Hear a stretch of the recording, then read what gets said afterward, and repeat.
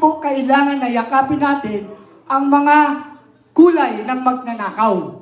Nasa prinsipyo po natin, galit nga po tayo sa korupsyon, bakit po natin isasama ang mga dilawan, biklawan, at magsasama-sama tayo? Paano po yun? Yung Panginoon Diyos nga dalawang magnanakaw, nasa gitna siya. Tinanggap niya dahil nagsisi. Huwag nyo rin ako pipigilan magsalita. Teka lang, hindi pa ako tapos sumagot Nandito ka ba para mag-argumento? Dito argumento para kasi Hintayin mo yung...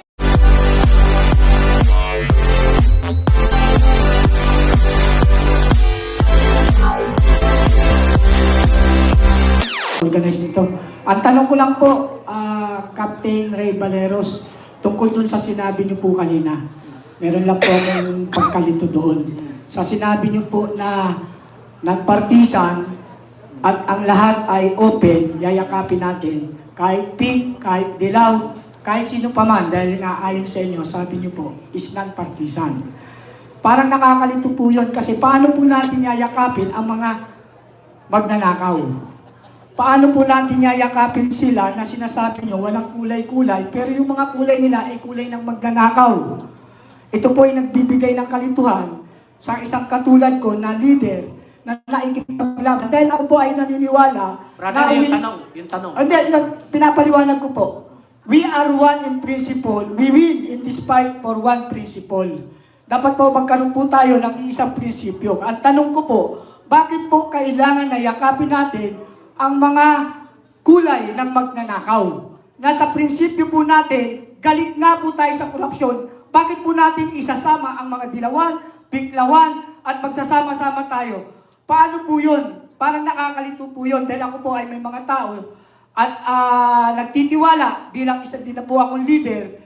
Ang prinsipyo ko po, hindi ko po yayakapin kahit kailan ang mga kulay ng magnanakaw. Okay, Bakit po nasabi nyo na ang dilaw, pink ay welcome at iniimbitahan nyo pa? Katulad nga po nung naganap nung unang conference, marami pong... Brother, naintindihan ko na yung tanong mo. Sasagutin ko na para hindi tayo sige. Sagutin mo po. Sasagutin ko na.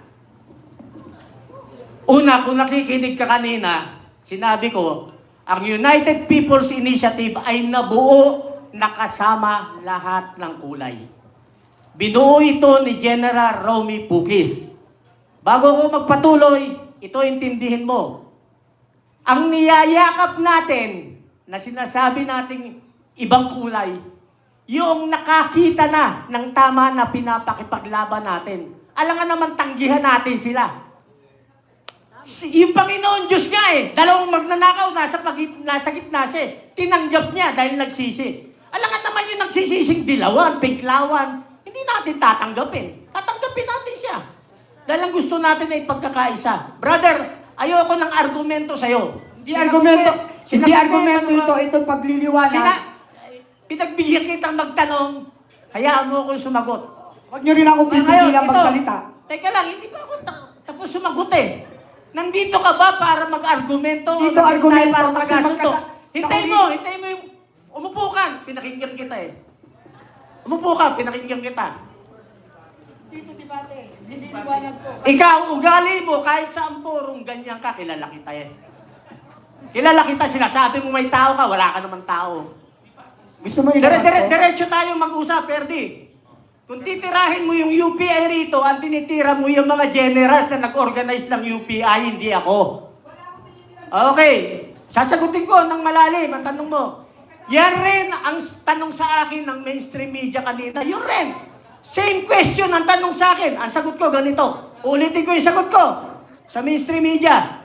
Ang UPI po ay binuo ng mga iba't ibang kulay. Iba't ibang kulay po.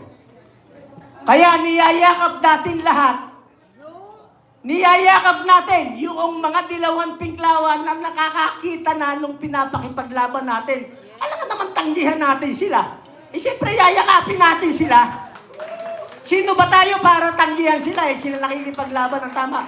Linawin ko yung pagiging political, lahat tayo political in nature. Yung ginagawa natin ngayon, politika.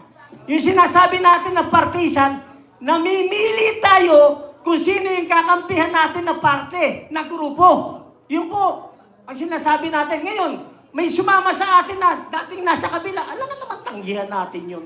Yun po ang pinapanawagan natin. Marami tayong kasama sa military. Yung alyansa na nagkakaisang mamamayan, alam natin ang stand nila, pero kaibigan natin sila. Karamihan sa kanila dilawan, pero kaibigan natin sila.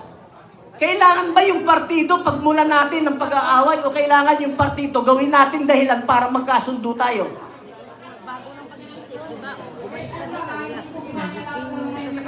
Okay na, sinagot ko na yung tanong mo, Brother Perdi, wag mo nang pahabain.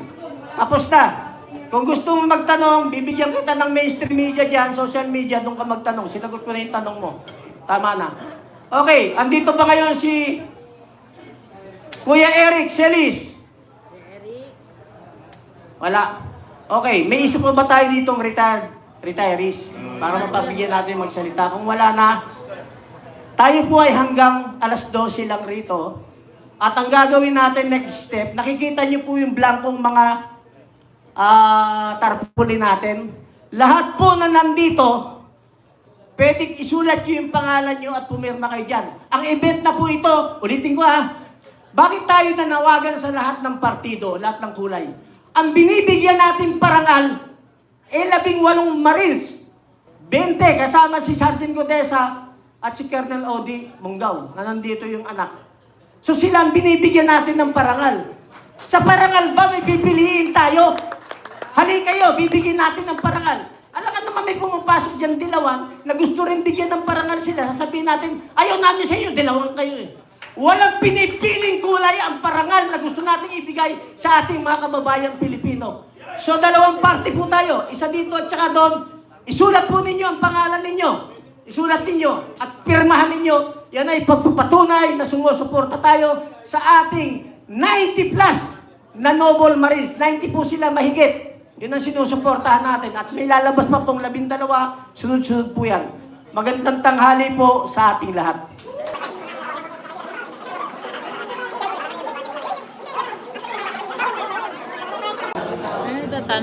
May tatanong na viewers, bakit nga ba hindi tanggapin kung sakaling natauhan na sila? Ano ka po nauwan?